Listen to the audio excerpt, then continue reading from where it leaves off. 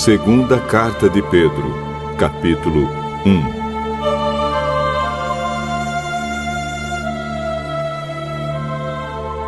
Eu, Simão Pedro, servo e apóstolo de Jesus Cristo, escrevo esta carta a vocês que, por causa da bondade do nosso Deus e Salvador Jesus Cristo, receberam uma fé tão preciosa como a nossa. Que a graça e a paz estejam com vocês e aumentem cada vez mais, por meio do conhecimento que vocês têm de Deus e de Jesus, o nosso Senhor. O poder de Deus nos tem dado tudo o que precisamos para viver uma vida que agrada a Ele, por meio do conhecimento que temos daquele que nos chamou para tomar parte na sua própria glória e bondade. Desse modo, Ele nos tem dado os maravilhosos e preciosos dons que prometeu. Ele fez isso para que, por meio desses dons, nós escapássemos da imoralidade que os maus desejos trouxeram a este mundo e pudéssemos tomar parte na sua natureza divina. Por isso mesmo, façam todo o possível para juntar a bondade e a fé que vocês têm. À bondade, juntem o conhecimento, e ao conhecimento, o domínio próprio. Ao domínio próprio, juntem a perseverança, e à perseverança, a devoção a Deus. A essa devoção, juntem a amizade cristã, e à amizade cristã, juntem o amor. Pois são essas as qualidades que vocês precisam ter. Se vocês as tiverem e fizerem com que elas aumentem, serão cada vez mais ativos e produzirão muita coisa boa, como resultado do conhecimento que vocês têm do nosso Senhor Jesus Cristo. Mas quem não tem essas coisas é como um cego ou como alguém que enxerga pouco e que esqueceu que foi purificado dos seus pecados passados. Portanto, meus irmãos, procurem ficar cada vez mais firmes na certeza de que Deus os chamou e escolheu. Se vocês fizerem isso, jamais abandonarão a fé, e assim receberão todo o direito de entrar no reino eterno do nosso Senhor e Salvador Jesus Cristo. Por isso, farei sempre com que vocês lembrem dessas coisas, embora já as conheçam e estejam firmes na verdade que receberam. Penso que, enquanto eu viver, é justo que faça com que vocês lembrem dessas coisas, pois sei que logo terei de deixar este corpo mortal, como o nosso Senhor Jesus Cristo me disse claramente. Portanto, farei tudo o que puder para que depois da minha morte, vocês lembrem sempre dessas coisas. Nós não estávamos contando coisas inventadas quando anunciamos a vocês a vinda poderosa do nosso Senhor Jesus Cristo, pois com os nossos próprios olhos nós vimos a sua grandeza. Nós estávamos lá quando Deus, o Pai, lhe deu honra e glória. Ele ouviu a voz da suprema glória dizer: "Este é o meu filho querido, que me dá muita alegria." Nós mesmos ouvimos essa voz que veio do céu quando estávamos com o Senhor Jesus no Monte Sagrado. Assim temos mais confiança ainda na mensagem anunciada pelos profetas.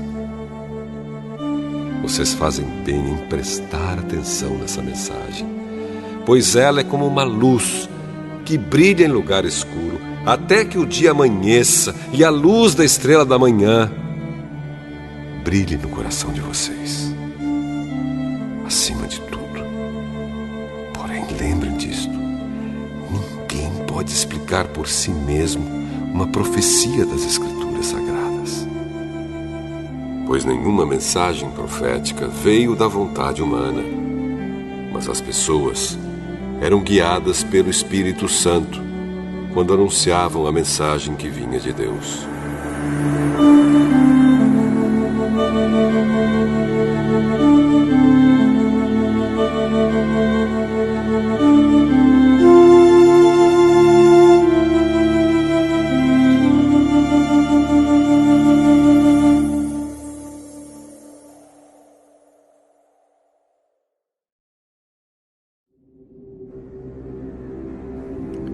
Segunda Carta de Pedro, capítulo 2. No passado, apareceram falsos profetas no meio do povo. E assim também vão aparecer falsos mestres entre vocês. Eles ensinarão doutrinas destruidoras e falsas e rejeitarão o mestre que os salvou. E isso fará com que caia sobre eles uma rápida destruição. Mesmo assim, muita gente vai imitar a vida imoral deles. E por causa desses falsos mestres, muitas pessoas vão falar mal do caminho da verdade. Em sua ambição pelo dinheiro, esses falsos mestres vão explorar vocês, contando histórias inventadas. Mas faz muito tempo que o juiz está alerta e o destruidor deles está bem acordado. Pois Deus não deixou escapar os anjos que pecaram, mas os jogou no inferno e os deixou presos com correntes na escuridão, esperando o dia do julgamento. Deus não deixou escapar o mundo antigo, mas trouxe o dilúvio sobre o mundo dos que não queriam saber de Deus. A única pessoa que ele salvou foi Noé, que anunciou que todos deviam obedecer a Deus. E Deus também salvou mais outras 7 pessoas. Deus condenou as cidades de Sodoma e Gomorra, destruindo-as com fogo, como exemplo do que vai acontecer com os que não querem saber dele. Ele salvou Ló, um homem bom, que estava aflito porque conhecia a vida daquela gente imoral. Todos os dias esse homem bom, que vivia entre eles, ficava muito agoniado ao ver e ouvir as coisas más que aquela gente fazia. Tudo isso nos mostra que o Senhor sabe como livrar das aflições as pessoas dedicadas a Ele. E também sabe como guardar os maus debaixo de castigo para o dia do julgamento. Ele castigará especialmente os que seguem os seus próprios desejos imorais e desprezam a autoridade dele. Esses falsos mestres são atrevidos e orgulhosos. Eles não têm nenhum respeito pelos gloriosos seres celestiais e os insultam. Ora, até mesmo os anjos, sendo muito mais fortes e poderosos do que esses falsos mestres, não os acusam com insultos na presença do Senhor. Mas esses homens agem por instinto, como os animais selvagens que nascem para serem caçados e mortos. Eles xingam aquilo que não entendem. Por tudo isso, eles serão destruídos como animais selvagens e pagarão com sofrimento o sofrimento que causaram aos outros. Eles têm prazer em satisfazer em pleno dia os seus desejos imorais. Quando se reúnem com vocês, são uma vergonha e um escândalo, divertindo-se o tempo todo com os seus modos enganosos. Não podem ver uma mulher sem a desejarem, e o seu apetite pelo pecado nunca fica satisfeito. Enganam as pessoas fracas e só pensam em ganhar dinheiro. Eles estão debaixo da maldição de Deus. Andam perdidos porque se desviaram do caminho certo. Seguem o caminho de Balaão, filho de Beor, que cobiçou o dinheiro que ia receber fazendo mal e foi repreendido por causa do seu pecado. Pois uma jumenta falou com voz humana e acabou com as loucuras do profeta. Esses falsos mestres são como poços sem água e como nuvens levadas pelo vento. Deus reservou para eles um lugar na mais profunda escuridão. Eles dizem coisas orgulhosas e loucas, e com os seus desejos impuros e imorais, enganam as pessoas que estão quase escapando daqueles que vivem no erro. Prometem liberdade a essas pessoas, mas eles mesmos são escravos de hábitos imorais, pois cada pessoa é escrava daquilo que a domina. Portanto, aqueles que chegaram a conhecer o nosso Senhor e Salvador Jesus Cristo e que escaparam das imoralidades do mundo, mas depois foram agarrados e dominados por elas, ficam no fim em pior situação do que no começo. Pois teria sido muito melhor que eles nunca tivessem conhecido o caminho certo do que depois de o conhecerem, voltarem atrás e se afastarem do mandamento sagrado que receberam. O que aconteceu a essas pessoas prova que são verdadeiros estes ditados. O cachorro volta ao seu próprio vômito e a porca lavada volta a rolar na lama.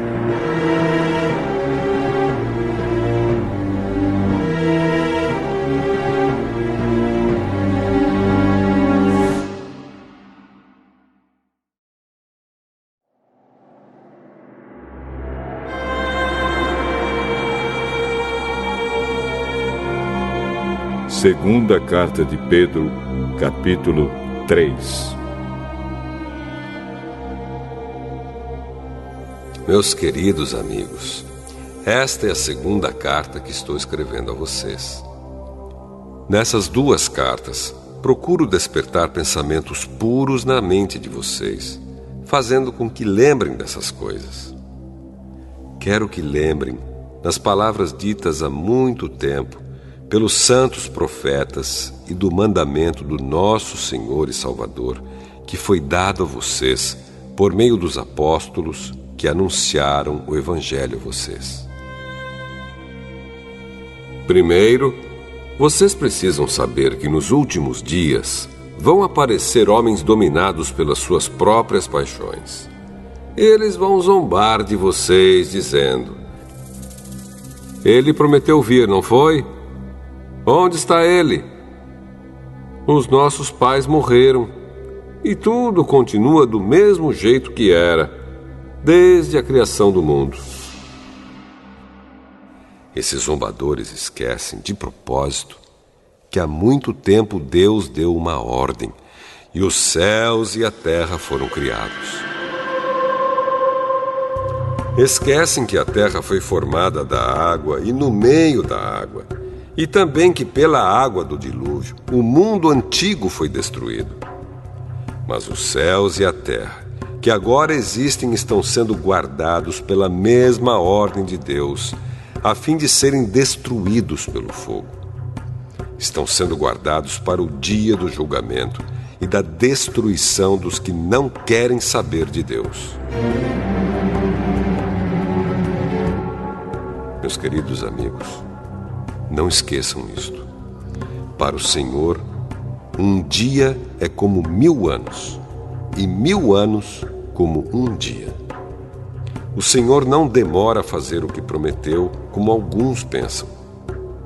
Pelo contrário, Ele tem paciência com vocês, porque não quer que ninguém seja destruído, mas deseja que todos se arrependam dos seus pecados.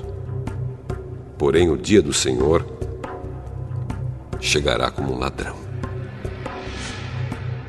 Naquele dia, os céus vão desaparecer com um barulho espantoso e tudo o que há no universo será queimado. A terra e tudo o que existe nela vão sumir. Sabendo que tudo isso vai ser destruído assim, Então, que tipo de gente vocês precisam ser? A vida de vocês deve ser agradável a Deus e dedicada a Ele. Esperem a vinda do dia de Deus e façam o possível para que venha logo. Naquele dia, os céus serão destruídos com fogo. E tudo o que há no universo ficará derretido. Porém, Deus prometeu, e nós estamos esperando um novo céu e uma nova terra, onde tudo será feito de acordo com a vontade dele. Por isso, meus amigos, enquanto vocês esperam aquele dia, façam o possível para estar em paz com Deus, sem mancha e sem culpa diante dele. Lembrem que a paciência do nosso Senhor é uma oportunidade para vocês serem salvos. Pois o nosso querido irmão Paulo, com a sabedoria que Deus lhe deu, escreveu a vocês sobre esse assunto. E foi isso mesmo que ele disse em todas as suas cartas quando escreveu a respeito disso. Nas cartas dele, há algumas coisas difíceis de entender, que os ignorantes e os fracos na fé explicam de maneira errada, como fazem também com outras partes das Escrituras Sagradas. E assim, eles causam a sua própria destruição. Mas vocês, meus amigos, já sabem disso. Portanto, tomem cuidado para não serem levados pelos erros de pessoas imorais e para não caírem da sua posição segura. Porém, continuem a crescer na graça e no conhecimento do nosso Senhor e Salvador Jesus Cristo. Glória a Ele, agora e para sempre. Amém.